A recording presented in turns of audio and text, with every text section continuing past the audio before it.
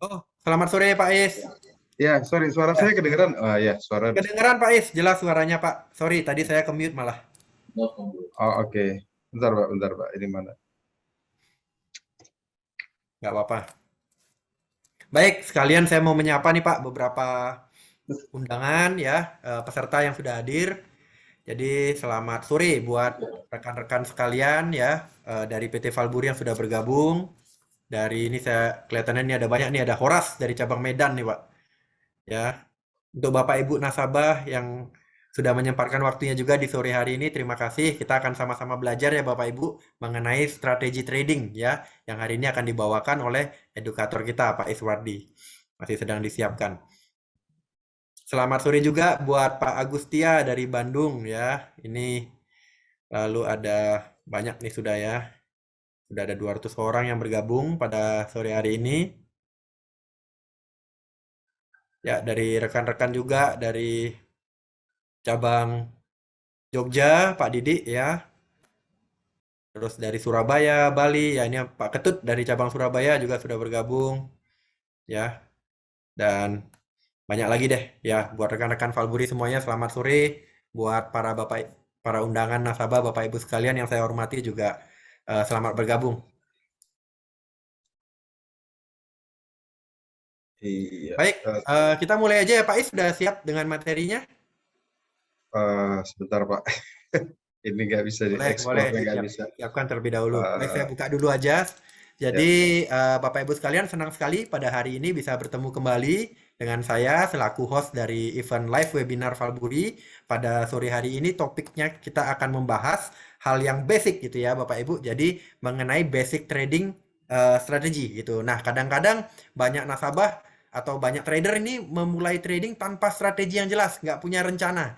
Nah, pada sore hari ini kita akan sama-sama belajar bagaimana menyusun strategi dalam menentukan level-level kapan kita akan masuk trading ya, tentunya bersama Pak Iswadi selaku head edukator dari PT Valburi Asia Futures Bapak Ibu. Baik, untuk menghemat waktu kita akan langsung mulai saja. Saya persilakan Pak Is, silakan.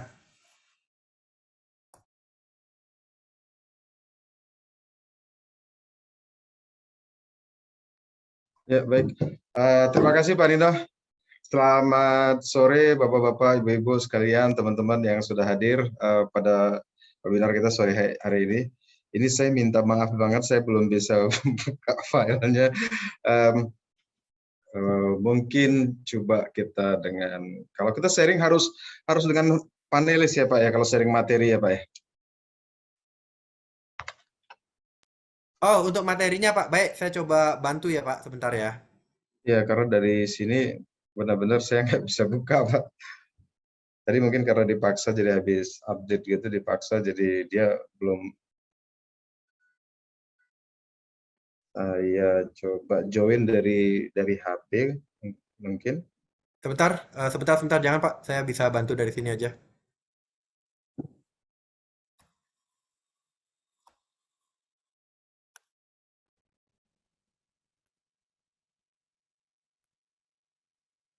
Selamat sore Pak Panji.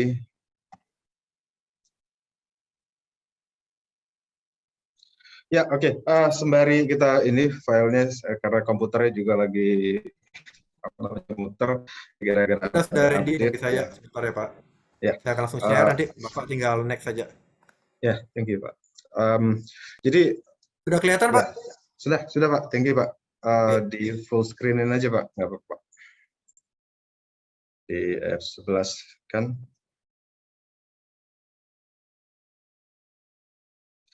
Oke, ini saya minta maaf sekali lagi tentang materinya yang apa namanya yang masih belum bisa kita buka, tapi dari sini yang sudah ada, jadi ini handout mungkin ada sedikit perubahan di bagian akhir nanti. Nanti akan kita update yang kalau misalnya sudah bisa dibuka ya. Baik, sesuai judulnya kita langsung saja mulai. Jadi judulnya kita hari ini adalah trading lebih baik gitu dengan strategi trading. Nah ini pertanyaan banyak orang gimana kita kebanyakan gitu ya. Kita pastinya sudah trading gitu. Kemudian kadang apa namanya tradingnya kita itu menggunakan strategi kadang enggak. Jadi gimana supaya kita bisa trading juga lebih baik itu jawabannya selalu dengan ada sebuah strategi atau metode yang kita gunakan. Dengan itu kita bisa ukur, kita bisa apa namanya, kita bisa tahu yang mana yang akan kita kembangkan ke depan. Nah, kira-kira itu. Jadi tujuan kita ketemu hari ini, mudah-mudahan kita bisa belajar meningkatkan sedikit demi sedikit bareng-bareng gitu, meningkatkan kinerja trading kita dengan menggunakan strategi, dan kita belajar nanti bareng-bareng bagaimana cara menyusunnya dan kemudian mengukur strategi itu. Nah, selanjutnya ya ini perkenalan ringkas, nama saya Suardi Lingga. Sedikit apa namanya, sedikit ya sertifikasi yang ada itu supaya mendukung kita bisa belajar bareng-bareng di sini. Kemudian ya pengalaman lumayan sedikit lah supaya bisa next saja Pak. Nggak apa-apa Pak. Saya bisa next langsung nggak? Nggak ya? Harus dengan Pak Nino ya. Oke. Baik, ya topik kita langsung aja yang pertama ya. Trading lebih baik ini poinnya intinya boleh Pak di next-kan aja.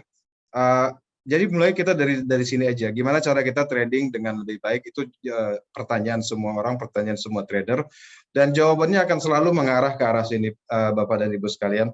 Yang pertama kita bicara soal psikologi, kondisi pikiran kita. Kalau ini mungkin orang bilang terlalu klise, tapi enggak gitu. Orang kalau nggak percaya diri nggak akan bisa sukses saja. Nggak bisa klik-klik buy dan sell kan gitu. Atau misalnya dia punya strategi, sudah punya tapi tidak punya kepercayaan untuk mengeksekusi strateginya. Jadi kondisi mindset itu perlu. Kemudian yang kedua, metode ini ya, metode tradingnya seperti apa, kapan harus masuk, kapan harus jual, kemudian bagaimana juga dengan jenis saya nggak bisa. Oke. Oke. Sebelumnya Pak, back Pak, ini coretannya ini bukan. Ya, yang kedua. Nah, yang ketiga kan money management. Jadi sore hari ini karena kita berbicara dari sisi supaya kita lebih baik dengan metode trading, dengan strategi trading, kita fokusnya itu ke topik yang kedua ini. Kita nyusun metode. Kita boleh next Pak. Metode itu basicnya begini. Jadi itu kita harus tanyakan ke diri kita dulu, sendiri dulu. Kita kalau mau menyusun metode trading itu, kita tuh enaknya trading itu misalnya day trade apa enggak? Apa lebih nyaman punya posisi yang dibiarkan bermalam atau enggak? Atau lebih nyaman kalau punya posisi itu dibiarkan lama? Ada yang begitu kan ya, kita sebagian. Tapi ada beberapa trader yang nggak berani, ataupun bukan katakan nggak berani, memang nggak suka posisi itu dibiarkan bermalam. Jadi dia masuk posisi hari itu dia harus keluar posisi.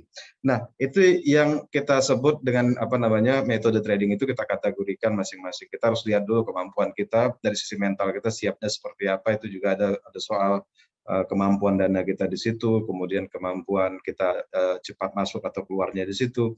Nah, kalau kita bagi strategi trading itu ada yang namanya day trade. Day trade itu kita masuk posisi di hari yang sama dengan kita likuidasi posisi. Nah, itu strateginya yang bisa kita susun dengan day trade itu banyak. Nah, ini yang banyak sekali diajarkan banyak orang. Ya, teman-teman, Bapak Ibu suka dengar scalping misalnya. Scalping itu bagian dari day trade. Atau momentum trading misalnya, itu juga bagian dari day trade. Kemudian setelah misalnya kita punya katakanlah kategori dengan strategi dengan day trade ini, kemudian ada juga jenis strategi yang lain yang misalnya kita masuk posisi, kita biarkan bermalam, kadang bisa 2 hari, kadang bisa 3 hari, kadang mungkin bahkan bisa seminggu dibiarkan. Kadang-kadang bisa floating, bisa ditahan gitu. Berani menahan posisi yang floating, nah itu bisa kita kategorikan sebagai swing trading. Nah, swing trading ini punya banyak juga metodenya. Ada yang dia berdasarkan breakout, jadi misalnya ada level tertentu, kemudian kalau level tertentu itu dilewati, dia ambil posisi misalnya, itu breakout, metodenya breakout strategi misalnya. Nah, itu salah satunya. Kemudian juga ada yang model retracement seperti itu, atau ada yang menggunakan reversal. Nah, itu membiarkan posisi. Ya, salam sehat, salam profit, mudah-mudahan buat kita semua ya Pak ya. Kemudian kita lanjutkan yang ketiga, position trading. Position trading ini mirip modelnya sama dengan, mirip, bukan sama. mirip dengan investasi. Jadi ambil posisi, kemudian dibiarkan dalam waktu yang lama, dia mengejar tren. Jadi benar-benar tujuannya untuk mengambil posisi itu dalam waktu yang lama. Likuidasinya juga lama, biasanya tingkat profitnya juga jauh lebih tinggi. Dan di sini dia tidak akan bukan patokannya itu nggak masuk kemudian likuidasi atau keluar gitu. Masuk posisi kemudian masuk lagi. Jadi disebut dengan position trading. Jadi building position dia. Posisinya dibikin banyak gitu. Nanti kapan-kapan kita bisa bicara soal ini dari sisi money manajemennya juga, pyramiding sama averaging yang teman-teman suka dengar, cost averaging misalnya, itu juga suka digunakan di sini. Jadi begitu tren sudah diketahui, dia masuk posisi dan dia tidak akan keluar sampai tren itu berakhir. Dia hanya tambah posisi terus. Nah, itu position trading. Nah, itu kira-kira 3 dari jenis strategi trading yang kita bisa kategorikan. Nah, kita cocoknya di mana? Kita nanti taruhkan di belakang aja. Kita boleh next, Pak. Ya, di belakang itu. Nah, ini. Jadi, kalaupun seandainya kita sekarang ini belum punya, bikin aja 3 table yang seperti ini. Satu, misalnya day trading mau pakai momentum, misalnya dalam contoh kita sore hari ini kita pakai yang momentum satu. Kalau memungkinkan waktunya kita ambil nanti yang dari swing trading jadi satu. Position trading next time kita bakal bahas di bagian-bagian yang swing trading juga bisa kita bahas next time. Fokusnya kita ke momentum yang ini kalau kita bisa kelarkan. Jadi setelah itu kita dapat, baru kita bisa tahu misalnya strategi kita yang pertama apa. Misalnya katakanlah momentum, day trade, fokusnya ke arah sana. Kita pakai 2 strategi. Kemudian digunakan 2 itu, cari yang terbaik yang mana gitu. Kalau misalnya bisa dikombinasi, kombinasi lebih bagus. Kalau enggak, pilih yang satu yang lebih baik. Nah, tujuannya cuma itu aja. Jadi gimana cara kita supaya trading lebih baik? Pasti kita harus punya strategi trading dulu. Kalau punya strategi trading lebih dari 1, 2, atau 3, itu membuat kita jauh lebih mudah mengambil keputusan mana yang lebih baik kan gitu ya. Nah, tinggal sekarang itu kan bicara metode atau strategi. Gimana cara kita menyusunnya kalau kita belum punya kan kira-kira gitu. Kalau kita mau nyusun ya kita bisa belajar nanti di bagian ini juga teman-teman atau Bapak Ibu bisa juga beli atau banyak ditawarkan di luar sana, tapi nanti kita bicara gimana cara mengevaluasi strateginya itu benar nggak sesuai dengan yang dijanjikan dan seterusnya. Kira-kira itu, mudah-mudahan ini bermanfaat. Jadi ada 3 kategori yang perlu kita pikirkan: day trade, swing trade, atau position trading. Kira-kira itu. Oke, Pak Is, sorry saya Ya, putus sebentar. Buat Bapak Ibu sekalian ini supaya seru ya, jadi webinar pada sore hari ini kita akan interaksi langsung ya. Bapak Ibu nggak usah ragu kalau ada pertanyaan, lagi dengerin materinya Pak Is nih, tiba-tiba ada yang mau ditanyain, apa tuh Pak swing trade metodenya bagaimana atau apa gitu, tinggal diketik aja di kolom chat ya. Bisa diketik di kolom chat atau kolom Q&A. Akan langsung kita bacakan nanti di akhir dari presentasinya. Tapi nanyanya udah bisa dari sekarang Bapak Ibu. Supaya nanti kadang-kadang kan banyak tuh kita ikut webinar, udah lewat gitu lupa yang mau ditanyain apa ya. Jadi Bapak Ibu sekalian nggak usah sungkan. Kalau ada pertanyaan bisa langsung dari sekarang diketik di kolom chat atau kolom Q&A. Silakan Pak Is. ya, baik. Kalau memang belum ada bisa kita lanjut kalau misalnya ini. Tapi kalau memang ada silahkan di chat, nanti kita bisa balik lagi. Teknik apa yang sebaiknya digunakan? Nah, ini ada pertanyaan tuh Pak. Mau dijawab sekarang atau mau nanti Pak? Dari Ibu Gracia kayaknya. Nanti. Mungkin setelah selesai aja ya Pak ya. Nanti dijawab satu-satu ya. Boleh, Setelah selesai boleh, presentasi ya. boleh Pak. Yang penting pertanyaannya kita tampung dulu nih gitu. Ya, oke, sip. Kemudian kita lanjut berarti yang kedua ya. Kita sudah tahu strateginya kita punya yang mana, gitu kita kategorikan yang mana. Kemudian kita tinggal gimana cara menyusun strategi trading kan. Kita langsung next Pak. Ya jawabannya ya begini. Yang pertama pasti kita harus observasi dulu. Observasi ini jawaban dari banyak hal misalnya. Kita bicara kita suka melihat grafik itu seperti apa. Kayak Pak Nino misalnya kemarin lebih suka grafik itu naked gitu, nggak pakai indikator. Atau ada yang misalnya seperti analis gitu, analis itu lebih suka dengan banyak indikator, misalnya dengan dia gabungkan misalnya indikator yang tren, kemudian ada indikator momentum, atau bahkan mungkin 3 atau lebih indikator. Kemudian dari situ barulah kita observasi, misalnya kita amati gitu perilakunya seperti apa nih, harga bergeraknya kemana, indikatornya bergerak kemana. Dari situ kita bisa lihat nanti apa kira-kira misalnya tanda yang bisa kita manfaatkan. Nah, contoh kita sekarang ini menggunakan RSI. RSI ini simple, tapi jangan khawatir, simple, sederhana, dan udah tua gitu usianya, dan mungkin paling banyak digunakan. Tapi teman-teman jangan khawatir, karena walaupun dia banyak digunakan dan sudah tua gitu, nanti ada yang menarik dari situ. Oke, indikator relative strength, saya sudah 3 bulan, boleh dibilang. Nanti kita bahas Pak ya. Kita lanjut dulu yang ini. Jadi kita menggunakan relative strength index. Indikator ini dia bagian dari osilator. Dia ada di bagian bawah dari grafik ditempatkan begitu, dan dia bagian dari momentum indikator. Momentum maksudnya dia memanfaatkan pergerakan harga dengan cepat. Kadang-kadang dia memberikan sinyal itu lebih cepat dari pergerakan harga. Harga belum bergerak reversal misalnya, ternyata indikatornya sudah atau osilatornya sudah memberikan sinyal. Nah, itu RSI. Penggunaan RSI itu ada 3 yang kita bisa ini simpulkan sebenarnya ini. Tadinya harusnya dengan menggunakan apa namanya catatan-catatan gitu. Jadi cuma karena ini dengan PDF, karena ini apa namanya keterbatasan apa namanya. Jadi mohon maafkan ya Pak Ibu dengan catatan seperti ini aja. Yang pertama itu peak dan bottom. Ini kita sudah tahu bareng-bareng. Jadi ketika harga misalnya mencapai puncak, kursornya nggak akan kelihatan anyway kan ya. Jadi dengan tangan aja. Jadi misalnya harga sampai puncak, kemudian indikatornya juga menunjukkan angka puncak. Jadi puncaknya harga itu bisa kita identifikasikan juga dengan terjadinya puncak di indikator RSI-nya. Kemudian bottomnya juga sama. Jadi kita bisa identifikasikan itu kalau seandainya kita misalnya grafiknya kita tempatkan yang berbeda pun, tetap indikator akan menunjukkan bahwa puncaknya atau bottomnya akan berada di level yang mirip atau dekat dengan apa namanya puncak yang ada di harga. Kadang-kadang bahkan dia bisa lebih dulu dia bikin puncak, harga belum. Gitu. Kadang-kadang dia bikin bottom, indikatornya harga malah belum. Gitu. Jadi dia lebih cepat kadang-kadang. Itu satu. Yang kedua pattern recognition. Nah ini juga sebenarnya bagus banget kalau kita bisa identifikasikan. Kita tahu pattern recognition maksudnya mengidentifikasikan atau mengenali pola harga. Kalau kita suka ngeliat grafik, kita suka ngeliat ada pola harga tuh. Ada head and shoulders, ada triangle, ada macam-macam, ada apa namanya cup and handle, macam-macam banyak sekali. Nah, kalau kita misalnya kesulitan atau kadang-kadang memang karena volatilitas harga terlalu tinggi sehingga pola itu nggak kelihatan. Itu juga bisa kita identifikasikan dengan RSI ini. Jadi RSI itu bisa karena dia kan bergerak terbatas. Jadi antara band 0 sama 100 itu dia bergerak terbatas, dia mepetin semua di situ. Kadang-kadang polanya malah jauh lebih jelas dibandingkan di harga. Jadi dia bisa bantu kita mengenali pola harga yang terjadi.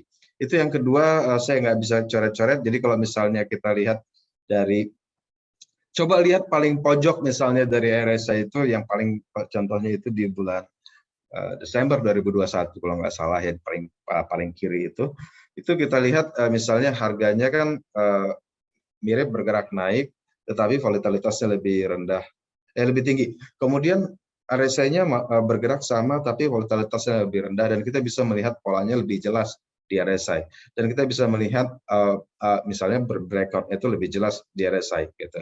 Kemudian kalau kita mau lihat lagi, di bagian yang di bulan Januari gitu Pak, di bulan Januari saya nggak bisa lihat tanggalnya, sorry, bentar ya. Di bulan Januari itu sekitar tanggal 17, ya 18 Januari itu di tengah-tengah itu di bagian bawah, kalau Bapak dan Ibu lihat, itu ada satu bottom yang di kiri kanannya itu di RSI ya.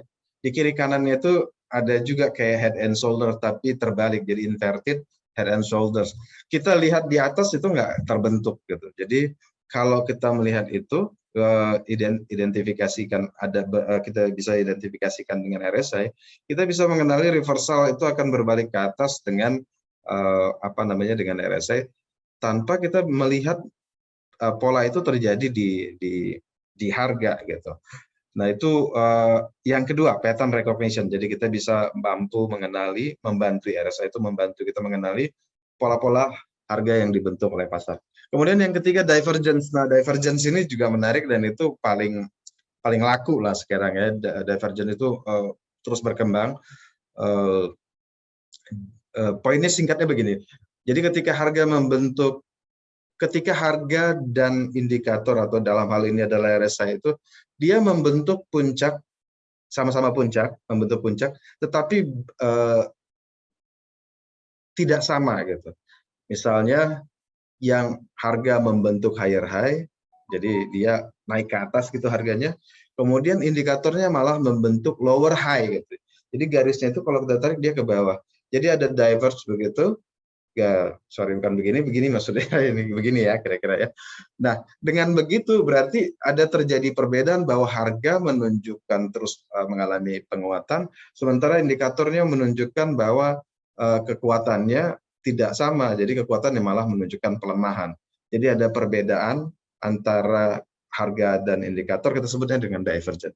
Nah biasanya di situ ada apa namanya peluang untuk masuk posisi. Ya, ini udah banyak sekali yang apa namanya yang diskusi di chat ya. Ada yang bikin grup di WA di sini. Oke. Next kita sebentar lagi kita akan masuk ke tanya jawab Pak. Kita selesai jadi penggunaan RSI di situ. Kemudian ini kan kita bicara observasi. Kita mau menemukan sebuah strategi trading, jadi kita tahu dulu penggunaan dari indikator yang kita gunakan. Nah, dari kemudian kita lanjut Pak, boleh Pak ke bagian yang observasi kedua. Nah, kalau kita sudah tahu manfaatnya, gunanya apa, yaitu adalah yang sebelum area ekstrim tadi ya Pak ya. Maaf Pak ya. Benar-benar. Sorry. Benar Pak. Ya ini. Jadi ini observasi kita selanjutnya, yaitu bahwa apa namanya RSI atau osilator apapun biasanya ya yang ada bandnya, maksudnya dibatasin pergerakannya atau misalnya dia bergerak antara positif dan negatif, itu selalu apa namanya ada pergerakan maksimum minimum atau bukan maksimum minimum, bisa pergerakan yang ekstrim di atas atau ekstrim di bawah. Di level berapa sajakah yang disebut ekstrim? Nah gitu. Di RSI misalnya umumnya orang akan menyatakan 80 udah ekstrim, kemudian 20 ekstrim. Jadi 80 ekstrim atas, 20 ekstrim bawah. Dan itu juga tergantung dari apa indikator instrumen yang kita gunakan. Misalnya gold. Gold itu bisa saja ekstrim areanya tuh di 90 kalau RSI. Itu beberapa kali kita temukan. Sementara kalau misalnya kita lihat USD Japanese Yen misalnya, itu bisa saja di 70. Jadi perbedaan itu juga kita perhatikan. Nah, kita sedang menggunakan RSI ini di instrumen mana? Nah, itu yang pertama yang harus kita lihat, dan kemudian kita perhatikan level ekstrimnya yang paling terjadi. Kita tinggal sempitkan sedikit grafiknya, itu kelihatan nanti yang paling apa namanya level ekstrimnya itu di mana kalau itu disentuh dia akan balik lagi. Nah, itu yang pertama umumnya di antara 90, 80, 70 di atas itu, kemudian bawahnya itu 20, dari mulai 10, 20 dan 30 ke atasnya. Nanti akan kita bahas lebih detail lagi soal ini, tapi ini kita perlu perhatikan kalau kita mau mengidentifikasikan strategi berdasarkan RSI. Lanjut boleh Pak? Kita lanjutkan ke bagian yang kedua, yaitu signifikansi dari periode indikator. Maksudnya periodenya itu apa? Di bawah ini di chart ini kita ambil, kita attach dua RSI, tampilkan itu periodenya 114, kemudian yang satu lagi itu kalau nggak salah 50 ya.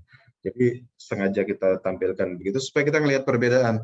Kalau kita ambil RSI yang periode lebih besar, berarti dia mengambil datanya jadi lebih banyak, kemudian pergerakannya jadi lebih smooth, lebih halus, volatilitasnya lebih sedikit. Kalau seandainya muncul sinyalnya biasanya valid, tapi belum tentu muncul sebulan sekali, karena smooth banget gitu.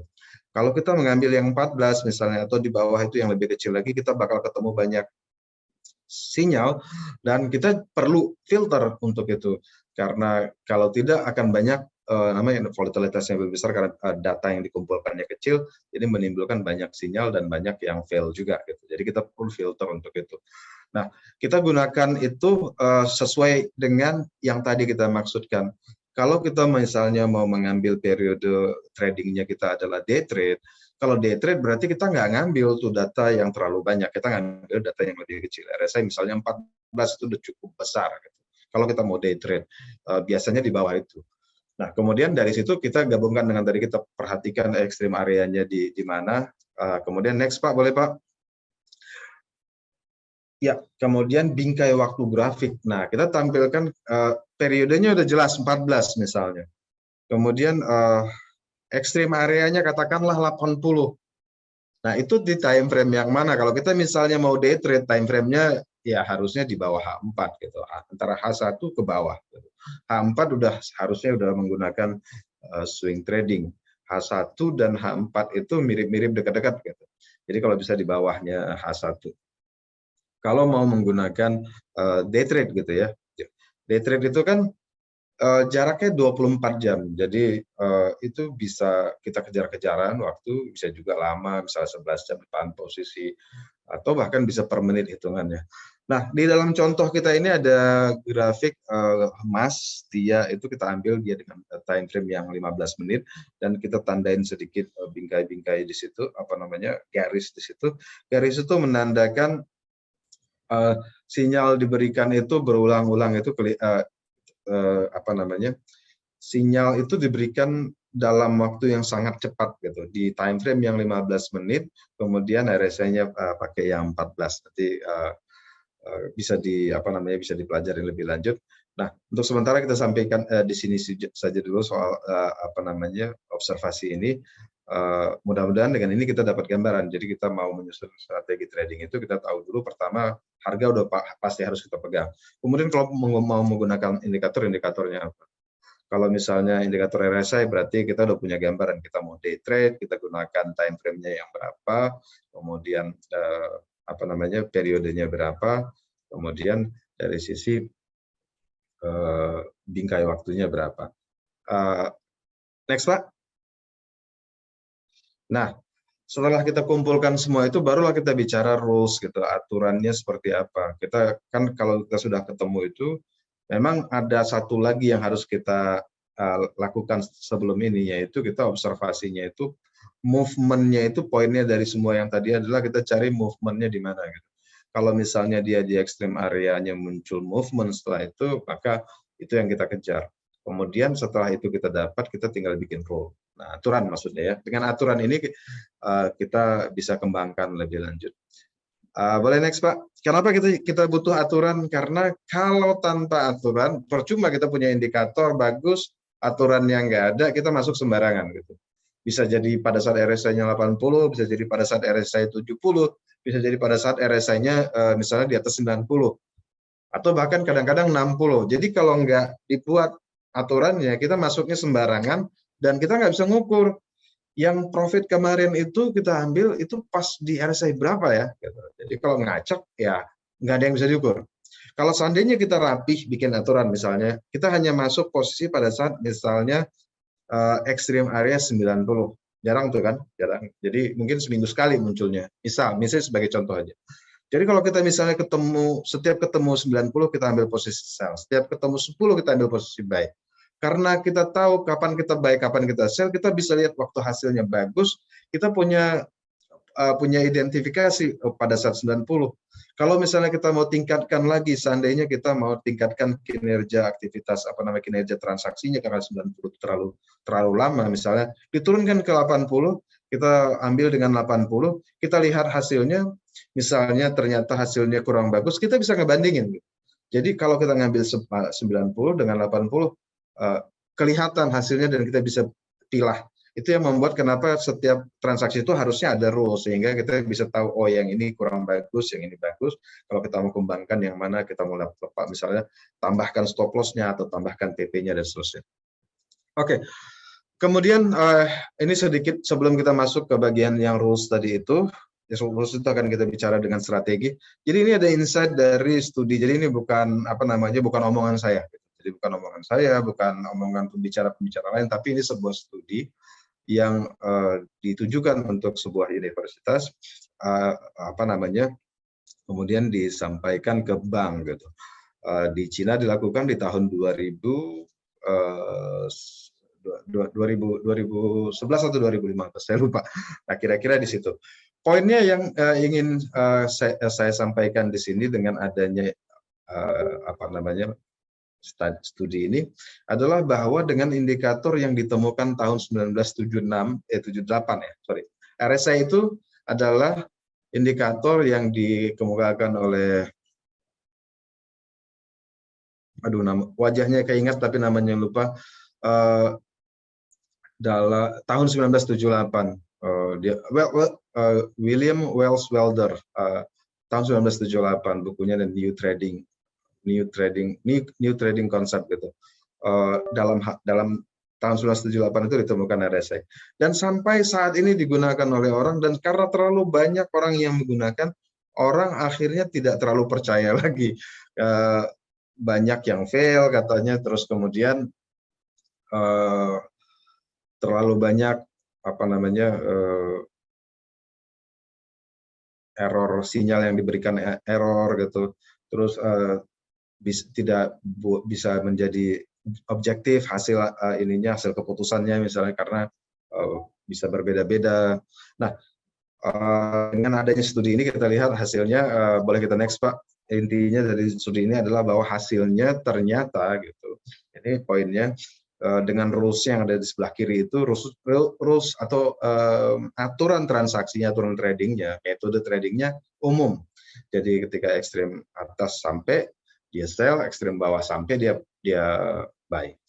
Sesimpel itu. Kemudian hasilnya ternyata kan, jadi ini ekstrem areanya yang dibedakan. Ketika ekstrem area 70-30, artinya 70 atas, 70 dia sell, 30 di bawah dia buy, itu hasilnya malah minus 3.000 pips. Nah, ini kan jadi lucu ya. Yang umum digunakan tuh 70-30, yang defaultnya kalau kita ambil misalnya dari indikator itu kita attach ke grafik kita, secara default nilainya 70-30. Jadi kalau nggak ada penyesuaian sedikit, kita gunakan yang seperti itu saja langsung, ya hasilnya ini minus 3.000 pips gitu. Nah, kalau kita tweak sedikit, naikin ke 80 misalnya ekstrem areanya, 80 kita sell, 20 kita buy, hasil studinya malah jadi plus 2.000, hampir kebalikan dari yang 70-30 tadi. Kira-kira kita dapat ya, hasil yang kedua itu 80-20, itu plus 2.387 pips. Ini di tahun 2005 ya. Kemudian jika dinaikkan lagi 90, artinya kalau RSI-nya melewati atau mencapai level 90 dia sell, level 10 dia buy, itu ternyata hasilnya plus 1.000, enggak berarti lebih bagus dibandingkan 80. Jadi 70, 80, 90 umum. Itu yang umum, yang selalu yang banyak digunakan oleh. Nah, yang umum-umum ini ternyata tidak terlalu bagus hasilnya, malah yang tidak terlalu umum lah yang menunjukkan hasil. Nah, sebagai contoh di poin 1, 2, 3, 4 yang 60 40 itu di garis di row yang keempat itu 60 40. Jadi ketika masuk ke level 60 dia jual, masuk ke level 40 dia beli. Nah, itu malah menghasilkan 5.200 pips. Lebih tinggi gitu. Kemudian sedikit lagi dikecilkan jadi 35-60, bukan dikecilkan, di tweak, maksudnya di adjust sedikit, 35-65 malah menghasilkan 6.621 pips. Dan kalau misalnya terlalu jauh 25-75 malah itu mendekati dengan 30 dan 70 tadi, itu malah 800 pips. Jadi dari sini kita lihat bahwa yang umum yang diketahui oleh trader, yang paling banyak digunakan oleh trader, secara default digunakan oleh trader, itu malah menghasilkan kerugian gitu. Jadi banyak pelajaran. Jadi insight maksudnya apa? Insight itu kita bisa dapatkan pelajaran buat kita. Oke, kalau misalnya sudah terlalu umum digunakan oleh pasar, ya kita jangan ikutin. Kita harus adjust sedikit. Karena umumnya kalau udah terlalu banyak yang nyemplung, ya yang nyemplung itu kan ya kejar-kejaran di bagian yang itulah, maksudnya teman-teman lebih ngerti bagiannya gitu. Jadi kita harus lebih dulu tahu misalnya market itu bergeraknya akan misalnya up atau belakangan sekali.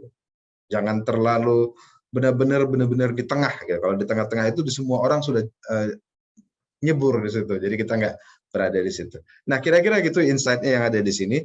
Dan Sebagai contoh dari strategi kita yang kita akan gunakan sore hari ini, itu sebagai contoh untuk belajar aja Pak. Ini strategi tradingnya, contohnya ini sebagai contoh dari sisi momentum trading. Nah, kalau misalnya nanti tinggal kita lengkapin aja tadi itu momentum tradingnya mau digunakan ada day trade-nya mau menggunakan berapa strategi untuk kita bisa evaluasi misalnya, kemudian kita pilih yang terbaik dari misalnya 2 atau 3 strategi itu yang mana yang bakal kita gunakan. Nah, ini sebagai contoh saja menggunakan RSI di emas, kemudian time frame-nya atau bingkai waktunya 15 menit, periode RSI-nya 14.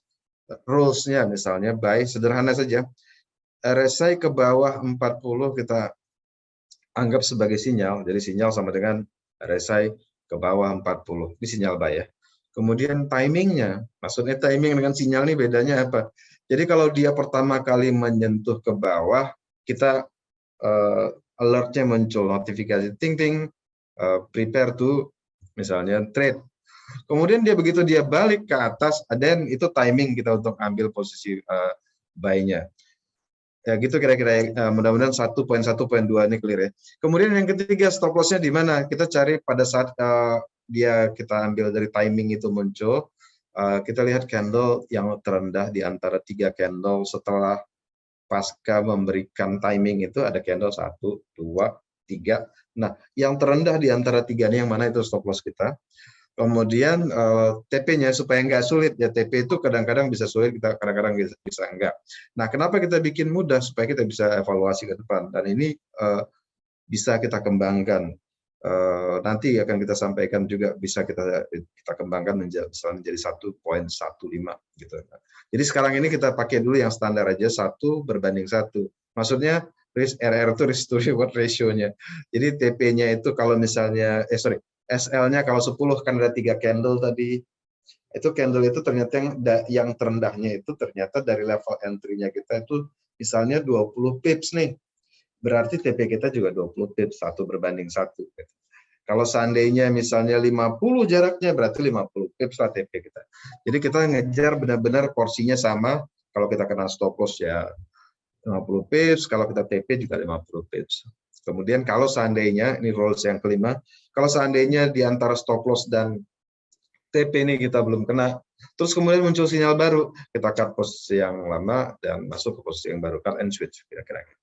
Nah, itu untuk buy, untuk sell tinggal dibaliknya aja. Kita berbicara tentang 60 area atas, berarti kan begitu dia tembus ke atas, jangan langsung ngambil posisi sell gitu. Kita nggak, ya, jadi ke atas tembus ke 60 bukan berarti sinyal, bukan berarti timing kita untuk sell. Sinyal iya, karena berdasarkan studi tadi kita lihat hasilnya yang paling tinggi itu. Tetapi kita kalau berbicara tentang trading, kita benar-benar harus plek-plekan gitu. Trade-nya masuknya kapan, stop loss-nya di mana, TP-nya di berapa. Kalau tanpa itu kita nggak bisa ukur.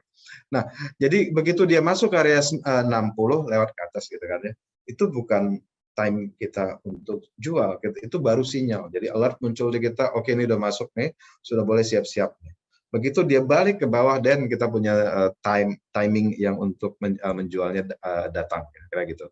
Stop loss-nya cari 3 candle yang tertinggi di bagian yang atas itu, harusnya jangan terlalu jauh karena maksimumnya di bawah itu nanti ada kita jelaskan. 3 itu yang mana yang paling tinggi, di level itu kita ambil sebagai stop loss-nya, kemudian misalnya jaraknya katakanlah misalnya 20, berarti dari level stop loss kita dengan entry kita ini kita jadikan TP 20 pips, 20 pips. Jadi kira-kira begitu. Nah, itu kira-kira untuk yang TP-nya 1:1, cut and switch juga, terus yang aturan berikutnya, kalau seandainya belum tercapai stop loss sama TP-nya, jadi kita langsung cut and switch. Nah, itu aturannya secara ininya, kemudian umumnya, aturan umumnya. Aturan umum artinya berlaku untuk buy dan sell, dan ini membatasi risiko kita misalnya. Itu minimum, maksudnya minimumnya itu kalau kita berbicara emas itu kita pakai angka $2 misalnya. $2 itu artinya mungkin 20 pips atau 200 poin ya. $2 gitu. Nanti akan kita jelaskan kalau misalnya ada di grafik. Maksud $2 itu apa. Jadi minimum risk yang kita ambil, namanya stop loss itu harus ada batasan minimum juga. Kenapa harus ada batasan minimum? Jangan ngambil stop loss yang juga misalnya cuma $0,5 gitu, atau misalnya itu cuma 5 poin doang gitu. Itu begitu kita masuk langsung kesentuh sama pasar gitu. Jadi harus ada batas minimumnya. Minimumnya yang kita terima adalah $2 gitu.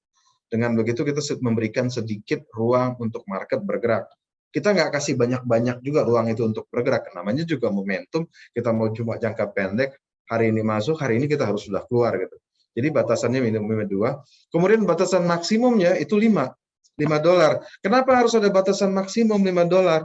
Karena kadang-kadang yang namanya market kita lihat candle itu 3 kan ya Pak ya. Nah itu kan kalau candlenya normal, ada candle kalau nanti kita kayak seperti kemarin kita lihat ada beberapa candle itu bisa 20, 30, bahkan ada yang 100 dolar pergerakannya satu candle. Nah kalau kita bilang level stop loss-nya adalah di 3 candle tertinggi, berarti $100 stop loss-nya. Enggak, jangan. Kita punya batasan maksimum risikonya, batasan yang kita terima $5 gitu. Jadi kalau seandainya kita temukan ada level di mana stop loss-nya harus di atas, misalnya di atas 50, kita ubah jadi $5. Sehingga misalnya kita entry di sini, $5-nya itu kita jadikan stop loss, $5-nya jadi TP. Walaupun candle yang tertingginya ada di $100 ke atas, nggak masalah, kita ambil yang maksimumnya. Nah itu gunanya maksimum, kita maksimumin berapa. Kemudian day trade. Day trade artinya maksudnya karena ini kita tujukan sebagai day trade, namanya juga momentum kan gitu ya. Kalau sinyal dan timingnya, maksudnya apa nih sinyal dan timing? Di situ jika sinyal dan timing terlalu jauh kita skip. Maksudnya gimana nih? Karena poin 1 dan poin 2 baik buy maupun sell itu kan ada, misalnya kalau sell ya, dia bergerak ke atas 60, itu baru sinyal bukan timing. Begitu dia bergerak ke atas dan dia bermain-main di atas selama sampai akhirnya 11 jam kemudian dia baru break ke bawah lagi ke 60, di mana timing kita untuk sell. Nah itu terlalu lama, itu nggak harus kita kejar gitu. Dan itu kalau bisa kita skip saja. Itu ngerti ya maksudnya ya. Jadi kita nggak sinyal dan timingnya itu poin 1 dan poin 2 harusnya datang dalam waktu yang berdekatan. Kalau terlalu lama skip. Karena sudah menyalahi strateginya kita yang maunya tadi day trade. Kemudian ya itu ya day trade. Jika sinyal, nah ini satu lagi, jika sinyal dan timing kurang dari 2 candle juga kita harus skip. Pertama karena kita nggak mau itu yang lagi seperti ini langsung kita ambil itu bukan yang itu. Jadi kita ngambil yang kedua, apa maksudnya skip Pak? Skip itu kita lewatin Pak, kita relakan kepada orang lain, silahkan kalau mau diambil, saya enggak gitu. Maksudnya kita pas gitu. Ada memang walaupun kita punya strategi, ada yang memang kita harus lepasin ya gitu, bukan punya kita gitu, punya orang. Kita lanjut dulu ya, sebentar lagi kita akan tanya jawab. Ya ini contohnya tadi ada satu lagi, sedikit lagi di bagian yang terakhir itu Pak. Kemudian 2 candle itu. Jadi jika sinyal dan timing kurang dari 2 candle juga kita skip. Oke, baik. Lanjut Pak, kita contoh, ini contoh aja sekedar yang langsung ya. Saya minta maaf saya nggak bisa buka MetaTrader-nya, Valbury Trader-nya karena komputer saya masih belum bisa di ini. Mungkin next time Pak, saya janji utang saya ya. Jadi strategi momentum RS14 ini contohnya kemarin, jadi itu saya sudah gambarkan sebenarnya sedikit di mana level kita sell-nya. Itu garis yang abu-abu itu menandakan sinyal maksudnya poin 1 tadi. Kalau kita mau buy kan berarti dia turun ke 40 dulu. Itu poin 1-nya. Poin 2-nya apa? Dia harus naik ke atas 40 lagi. Nah, itu yang ditandai dengan garis arrow tanda panah itu yang berwarna biru. Jadi begitu dia muncul kita ambil buy. Dan memang itu sell ya. Yang kiri itu sell. Jadi dia 60 ya dari bawah ke atas ke 60, kemudian dia balik ke bawah 60 lagi. Jadi yang tanda arrow warna biru itu itu timing kita sell. Yang abu-abu sinyalnya muncul kira-kira gitu ya. Mudah-mudahan itu ini. Nah, begitu begitu timing itu muncul, kita ambil posisinya itu kita lakukan setelah close candle di time frame 15 menit yang bersangkutan pada saat timing itu muncul, candlenya close, kita ambil posisi sell. 3 candle cari yang paling tinggi yang berdekatan langsung di situ, itu level stop loss kita. Ke bawahnya kita ambil posisi TP-nya di jarak yang sama 1:1. Kemudian itu ada kita tandain yang skip, itu kita skip karena apa? Karena terjadi di candle yang bersamaan. Artinya dia masuk ke area 60 ke atas, habis itu satu candle berikutnya dia langsung ke bawah. Jadi kita nggak bisa ambil yang itu. Minimum harus ada 2 candle. Maksudnya 2 candle itu sebagai satu candle yang memberikan sinyal, satu lagi memberikan timing. Harus ada jarak di antara 2 candle itu. Lanjut Pak, ya nggak lanjut sih. Ya boleh, kita lanjut aja dulu ke strategi swing. Nah, swingnya ini masih ada kesalahan sedikit ini teksnya, karena itu harusnya divergence dan tidak harus dengan 3 candle stop loss-nya, dan TP-nya tidak harus dengan 1:1. Sebenarnya ini sudah saya ganti karena ini di copy paste dari yang momentum ya. Tapi poinnya adalah kita dengan menggunakan ya kita menggunakan apa namanya divergence. Apa itu divergence? Mungkin kita bisa lihat salah satu sampelnya mungkin sebentar ya. Kalau saya boleh ambil divergence yang kita boleh next saja Pak. Ya. Kita sorry nggak bisa kasih itu ya annotate. Nah, annotate. Sorry Pak. Bisa ternyata bisa. Nah, ini maksudnya yang kita sebut dengan divergent tadi itu kita sudah sebenarnya berikan contohnya. Nanti akan tentu Pak materi akan kita bagi. Nanti tinggal kontak teman-teman kita yang di Valbury, materinya bisa diambil. Saya bisa kasih annotate, maksudnya dengan divergent itu seperti apa sih? Misalnya kalau teman-teman masih baru, kan memang ini masih basic. Jadi divergent itu terjadi ketika misalnya harga harga bergeraknya itu berbeda dengan saya ambil contoh kalau dari sebelah kiri itu misalnya ini yang bawah ini ada titik low 2 kan ya. Iya, itu ada 2. Itu kalau kita tarik garis dia kan mengarahnya ke bawah. Kemudian kalau kita tarik dari garis yang ada di indikator juga di bagian yang low-nya itu dia bergeraknya itu rada menukik. Jadi ada perbedaan pergerakan yang seperti yang saya sebut tadi. Walaupun sebenarnya ini bukan diverge ya, ini converge namanya. Dulunya namanya divergence itu divergence dan convergence gitu. Tapi karena ribet pakai 2 istilah, dua-duanya disebut dengan divergent. Jadi walaupun bergeraknya akan menyatu atau saling menjauh, dua-duanya divergent. Nah, ini salah satu. Yang penting ada perbedaan pergerakan antara indikator dengan harganya. Itu salah satu. Nah, ini yang kita sebut dengan divergent.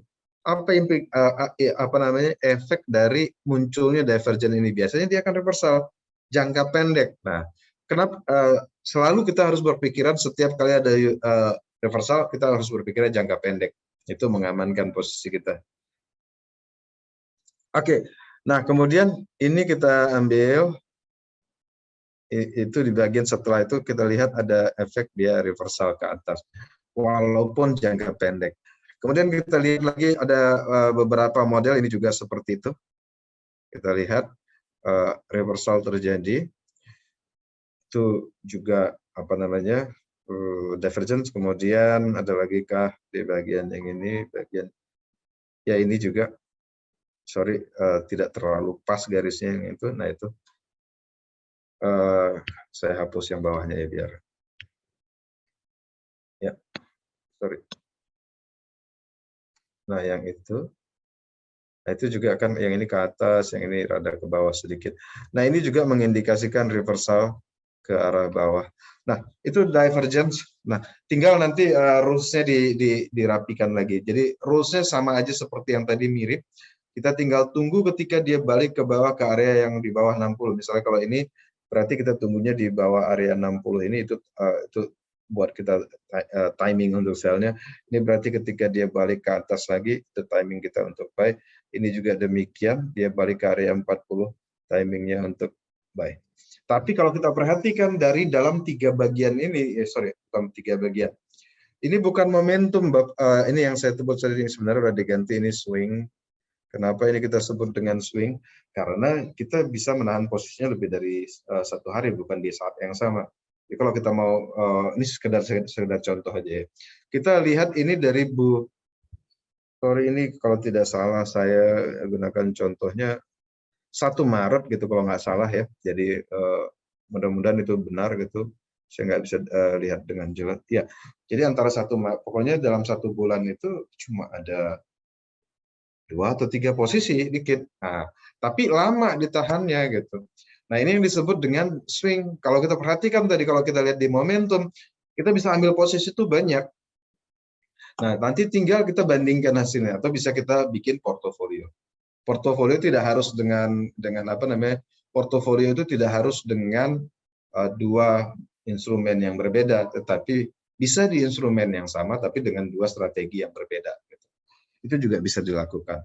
Nah, ini mungkin bisa jadi ide buat Bapak dan Ibu, teman-teman sekalian. Jadi di instrumen yang sama, misalnya emas, kita bisa gunakan 2 strategi yang berbeda. Yang pertama momentum, menggunakan time frame yang 15 menit, in out, in out, in out dalam 1 hari. Kemudian di sisi yang lain, kita punya juga yang swingnya gitu, yang kita bisa tahan sampai 2-3 hari, kira-kira gitu. Jadi ada 2 strategi yang berbeda yang dalam membentuk portofolio tapi dalam instrumen, 1 instrumen yang sama. Nah, kira-kira itu topik kita sore hari ini, dan itu mudah-mudahan cukup beginner gitu, dan mudah-mudahan Bapak dan Ibu semuanya bisa mengikutinya dengan baik. Selanjutnya saya serahkan kembali ke Pak Nino, kita boleh tanya jawab. Silakan Pak, thank you Pak. Baik, terima kasih Pak Is ya. Menarik sekali, nggak terasa udah hampir 1 jam ya kita memberikan strategi trading ya pada sore hari ini. Mungkin saya summary dulu sebelum kita mulai ke sesi tanya jawab. Jadi buat Bapak Ibu sekalian yang mungkin datangnya agak sedikit terlambat, hari ini kita tadi membahas mengenai 2 hal sih sebetulnya. Tentu topiknya adalah strategi trading ya. Tetapi yang dibahas tadi ketika Bapak Ibu misalnya masih baru dalam trading, hal yang perlu diperhatikan pertama adalah metodenya dulu. Apakah kita mau trading day trade aja jangka pendek? Apakah kita mau swing position? Apakah kita mau position trading gitu ya? Apakah kita swing trading atau position trading? Nah, tentunya 3 hal ini berbeda-berbeda gitu ya, karena time frame-nya juga beda, ada yang cuma harian, ada yang mingguan, ada yang bahkan bulanan dalam hal menahan posisi. Nah, tadi juga Pak Is sudah memberikan satu strategi pada hari ini banyak banget dibahas mengenai RSI. Jadi RSI ini memang sederhana banget tetapi efektif gitu Bapak Ibu ya. Jadi udah dijelaskan panjang lebar tadi bagaimana cara penggunaannya, dan nanti akan kita share juga materi atau slide pada sore hari ini kepada Bapak Ibu sekalian, bisa minta langsung di sales yang mengundang nanti ya. Oke, kita akan langsung mulai aja untuk sesi tanya jawabnya. Udah cukup banyak ini dari tadi Pak Is. Ya, kita Ya, mulai ayo dulu. Pak. Siap. Izin saya stop share dulu. Ya. Baik, bentar ya Pak. Ini karena udah panjang nih gitu ya. Iya. Baik, baik, baik. Oke. Baik, pertanyaan pertama dari Ibu Gracia. Di situasi yang volatil saat ini, teknik apa yang sebaiknya digunakan? Nah, mungkin maksudnya ini kan sekarang situasinya lagi Volatil. cukup naik turunnya cukup cepat ya Pak Is ya. Iya, Salah satu betul Pak. penyebabnya mungkin juga dari konflik antara Rusia Ukraina. Kalau lagi Ya. volatil, pakai apa nih Pak? Apakah day Ya, trade, swing atau position? day trade Pak, day trade yang paling aman. Kenapa day trade? Jadi makanya kita memang sebelum saya jawab ke sana, apa namanya, Ibu Gracia ya. Ya. Sorry, ini ada satu penelitian. Jadi tingkat keuntungan yang paling tinggi yang dicapai oleh ini, dan ini real gitu, maksudnya tradernya ada trader Indonesia gitu, maksudnya yang dilakukan surveinya. Yang menghasilkan keuntungan yang lebih tinggi adalah yang day trade dibandingkan yang lain. Dan yang kedua, maksudnya dibandingkan swing trading. Dan yang kedua adalah position trading. Jadi yang swing trading itu di tengah-tengah.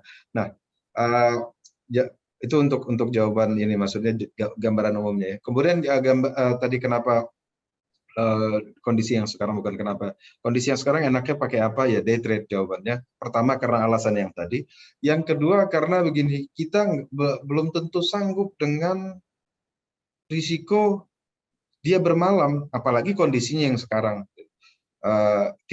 Bukan ini pengalaman pribadi, pernah punya pengalaman gitu, jadi punya posisi emas, terus kemudian bermalam, kita lagi tidur, terjadi sesuatu, akhirnya harga bergerak jauh, tiba-tiba posisi mana ya, posisinya nggak ada, udah kena cut loss. Karena apa? Karena sesuatu terjadi gitu, dan itu cut loss-nya besar. Maksudnya, Baik. ya oke. Baik, terima kasih Pak. Jadi day Day trade ya. trade, day trade. Nah, ini kita lanjut aja, masih banyak nih pertanyaannya. Jadi dari Pak Andreas Hermawan bertanya untuk day trade, pemilihan time frame yang cocok pakai time frame berapa Pak? Is. Oke, minimum 15 menit kalau kalau buat saya Pak ya. Kalau Bapak sanggup dengan 5 menit bagus, tapi kalau nggak sanggup kalau terlalu misalnya terlalu hektik pergerakan pasarnya, grafiknya, ambil yang 15 menit itu cukup dan maksimum 1 jam. Baik, terima Jadi kasih Pak Andreas. Jawabannya 15 menit minimum sampai dengan 1 jam Pak ya. ya, Lalu pertanyaan selanjutnya dari Pak sebentar ya, dari Pak Kamilus Wawan. Ya, yang pertama dia tanyanya dua nih ya, aplikasi untuk metode scalping yang aman. Mungkin maksudnya indikator Pak ya. Kalau mau scalping itu pakai atau day trade ya, biasa kita menyebutnya. Scalping mungkin lebih kecil lagi ya Pak ya, lebih cepat lagi ya. Itu ya, pakai aplikasi atau indikator apa? Yang kedua, berapa batasan resiko dalam trading jangka pendek scalping atau day trade Pak? ya, oke. Menggunakan indikator atau metode apa bisa tadi dengan RSI tadi itu Pak, dengan time frame 15 menit itu sebenarnya tinggal ininya, itu kan sudah tadi itu sudah disebutkan minimumnya $2 itu udah cukup Pak. Karena apa namanya RSI itu udah cukup untuk scalping kita pakai, timingnya udah pas, time frame-nya udah pas, kemudian momentumnya udah pas, minimum risikonya juga sudah pas tadi. Jadi again Pak, soal stop loss-nya itu berapa yang cocok itu nggak bisa kita pastikan sama semua Pak. Untuk saat ini $2 itu udah cukup kita terima sebagai minimum gitu untuk emas ya. Kalau untuk mata uang yang lain kita nggak bisa samain, kita harus cek lagi. Gitu. Jadi kita harus sesuaikan dengan instrumennya masing-masing. Tapi kalau emas menurut saya segitu cukup, cukup. Baik, terima kasih. Terus ada pertanyaan lagi, sebentar ya Pak ya. eh dari Pak Jagger, dari Pak Christopher, deposit amannya berapa Pak kalau trading? Oke. Tergantung Nah ini deposit ini instrumen ya. pertanyaannya ini ada dua. Jawabannya bukan pertanyaan satu, jawabannya bisa banyak. Jawabannya mungkin gini Pak, Bapak dari sisi kondisinya Bapak, keuangannya Bapak, misalnya Bapak nyamannya berapa? Misal gini, ini jawabannya bisa panjang, tapi dengan jawabannya intinya gini, ini ada dana yang Bapak bisa alokasikan yang tidak mengganggu Bapak berapa? Dari situ, apakah itu Bapak bisa misalnya tempatkan di tempat yang trading gitu, ya artinya bisa Bapak akan mendapatkan risiko atau akan mendapatkan keuntungan itu tidak mengganggu mental. Nah kalau begitu itu apa namanya jumlah yang dari sisi Bapaknya bisa gitu, bisa dikeluarkan. Kemudian yang kedua dari sisi market, maksudnya marketnya gimana? Di marketnya ini jawabannya kalau dari sisi market ini kita harus tahu dulu dari misal strategi trading kita tadi berapa, misalnya dari strategi trading kita tadi itu kalau kita ternyata punya drawdown, misal katakanlah ya Pak, drawdown itu panjang sedikit nih nggak apa-apa Pak, sedikit aja kasih waktu mungkin 3 menit. Boleh, boleh Pak, silakan. Ya 3 menit ya. Jadi ada drawdown namanya, kita punya strategi tadi Mas, katakanlah RSI ya, RSI itu sudah ada strateginya, terus ada drawdown. Apa itu drawdown? Drawdown itu adalah kerugian yang kita alami misalnya 3 atau 4 kali, pokoknya yang terbanyak kerugian yang kita alami dan dia dragging, menarik equity kita ke bawah dalam satu masa gitu, itu yang terbesar berapa? Misal katakanlah $500 gitu misalnya $500, tapi jadi 3 kali atau 4 kali kesalahan yang berurutan dan kita kerugian katakanlah 1.000 deh, $1.000 gitu. Karena 3 kali kesalahan atau 4 kali kesalahan berurutan. Nah itu namanya maksimum drawdown kita. Dari situ kita kalikan 3 dan itu minimum modal yang kita gunakan untuk menggunakan strategi yang sama. Misalnya RSI tadi kita menggunakan modal yang aman berapa? 3.000. Karena drawdown-nya 1.000 gitu. Gitu ya Drawdown Pak. sama nggak dengan stop loss Pak? Drawdown bukan. Stop Ya, loss tadi drawdown kita itu level kita tahan floating kan saya tahu. Tapi mungkin ya, cara hitungnya bagaimana? Karena drawdown kan bisa ini ya sebagai batasan maksimum loss ya berarti ya. gini. Tadi kita punya stop loss $2 kan ya. Hmm. $2 itu kan stop loss. Kemudian kita misalnya transaksi yang kita alami selama katakanlah sebulan, maksimum kerugian kita karena anggap 10 kali, ini misalnya, cuma misal, 10 kali kesalahan berurutan terjadi, berarti 2 kali 10 kan gitu Pak ya? Ya 100, nah itu maksimum drawdown kita. Kalikan 3 gitu ya. Kalikan 3 untuk modal kita apa namanya untuk trading dengan menggunakan metode yang sama. Mengapa demikian? Karena drawdown terjadi sekali. Bisa jadi kita waktu masuk, kita sekarang nih kita mau trading, bisa jadi pada saat itu sedang mengalami drawdown. Jadi kita begitu masuk bukannya malah ngangkat, tapi lagi drawdown ya, lagi jelek-jeleknya performance strategi trading, dan kita punya 2 kali apa namanya kapasitas untuk recovery. Cadangan. Ya, cadangan. Nah, itu poinnya. Baik, terima kasih Pak Iswadi. Semoga jelas Pak Christopher. Jadi dihitung Pak ya. Jadi dari maksimum stop loss terus dikalikan 10 itu menjadi maksimum drawdown, tinggal dikalikan 3. Tentunya 2/3 dari modal itu sebagai dana tahanan ya. Baik, tentunya tiap nasabah mempunyai risk management yang berbeda. Oke. Berikutnya dari Ibu Yeni, apakah rekamannya bisa ditonton ulang? Bisa Bu Yeni, silakan nanti menghubungi konsultan yang mengundang ya Bu. Nanti akan kita share rekamannya beserta juga dengan slide presentasinya nanti PDF-nya. Dari Pak Dafri bertanya ya, ini perbandingan ekuitas bagaimana ya, sell buy kalau locking? Mungkin maksudnya ini perbandingan equity ya Pak ya. Jadi pada saat posisi locking itu equity-nya seperti apa gitu, misalnya mungkin. Oke. Ini locking kan berarti kita punya posisi buy, di saat yang sama kita punya posisi sell. Jadi begini mungkin atau begini sama aja. Intinya di tengah-tengahnya itu ada, misalnya kalau kita buy kemudian karena harga turun kita akhirnya sell gitu. Jadi kita lockingnya dalam kondisi rugi. Itu ada jarak katakanlah 100 ya, itu apa namanya floating loss yang secara tetap berada di situ. Jadi kalau sudah dikunci dia floating loss. Nah, perbandingan dengan equity apa ya, ini yang lossnya ini Pak yang apa namanya yang mengurangi apa namanya equity-nya Bapak. Baik, oke. Baik, tadi kopi pertanyaan sudah, lalu oke, sedikit outlook Pak tentang gold. Jadi ada dari Pak Man yang bertanya mengenai update posisi gold. Lagi ada posisi buy nih Pak, masih bisa naik lagi nggak ke Iya, mantap. 19.20 gitu. Mungkin sedikit Oke. bocoran Pak, analisa. Tentunya disclaimer ya Bapak Ibu ya, dalam Ya, trading kita disclaimer mode on pasti ya. Bapak Ibu silakan memasang stop loss sesuai dengan strategi masing-masing. Ya, gold kemarin kita lihat ada gold itu sempat turun ke bawah. Again saya minta maaf saya nggak bisa buka apa namanya grafiknya saat ini. Next time insya Allah. Jadi kita lihat kemarin itu dia bikin low baru, low yang hampir mirip dengan 3 kali low sebelumnya. Jadi artinya dan itu harga bergerak langsung naik ke atas.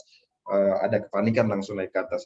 Jadi ada 3 kali kita lihat itu, dan itu jadi level support. Level support itu maksudnya kalau misalnya kita pengen buy di area-area dekat situ itu oke buat kita kalau mau buy.